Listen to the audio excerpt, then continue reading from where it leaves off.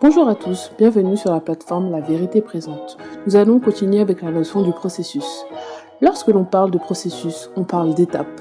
On peut voir que Dieu considère la manière dont nous allons être transformés et être efficaces pour faire sa volonté sur terre. Je vais vous parler d'une icône de la Bible qui se nomme Joseph. Vous pouvez retrouver son histoire complète dans le livre de Genèse. Joseph était passé par un processus difficile.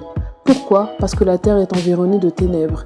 Et lorsque Dieu nous appelle, la chose s'accomplira si nous-mêmes nous enclenchons un processus de transformation interne et si nous-mêmes nous nous engageons à nous asseoir pour travailler les principes et les valeurs du royaume, à découvrir ce qu'est notre appel.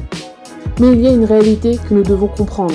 Le contexte de ténèbres fait que nous allons combattre. Il y aura des choses parfois difficiles qui se manifesteront, que Dieu permettra pour nous façonner de l'intérieur. Lorsque nous analysons le parcours de Joseph, nous pouvons voir, comme j'ai pu le dire, que son parcours n'a pas été facile et semé de problématiques terrestres très dures. Il a été trahi par ses frères et vendu par ceux-ci.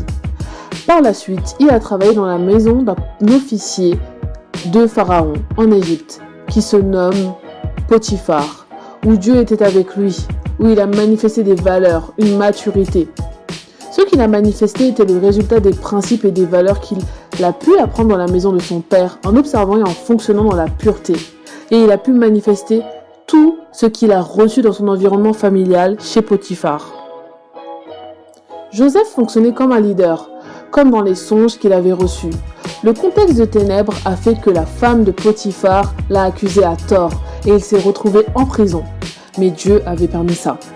Lorsqu'il était en prison, il a pu fonctionnait encore une fois comme un leader et le responsable de la prison lui donna des responsabilités et lui faisait confiance. Dieu était avec Joseph.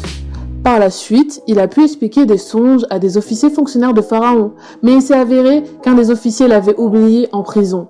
Mais Dieu ne l'avait pas oublié, car Dieu savait que le processus qu'il avait enclenché dans la vie de Joseph était pour le conduire tout droit vers sa destinée. Dieu savait ce qu'il faisait. Dieu savait que toutes les étapes par lesquelles Joseph passait, il y avait un objectif derrière. Joseph resta fidèle à Dieu. Puis Dieu, en son temps favorable, a permis qu'il puisse entrer dans sa destinée et devenir gouverneur d'Égypte, comme Dieu lui avait montré plusieurs années auparavant.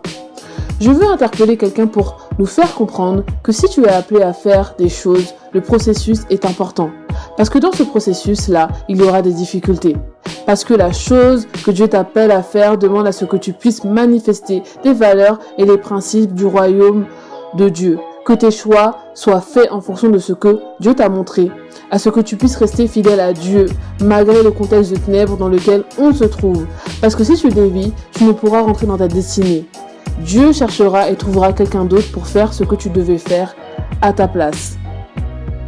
Soyez encouragés et gardez la foi, quel que soit ce que vous traversez.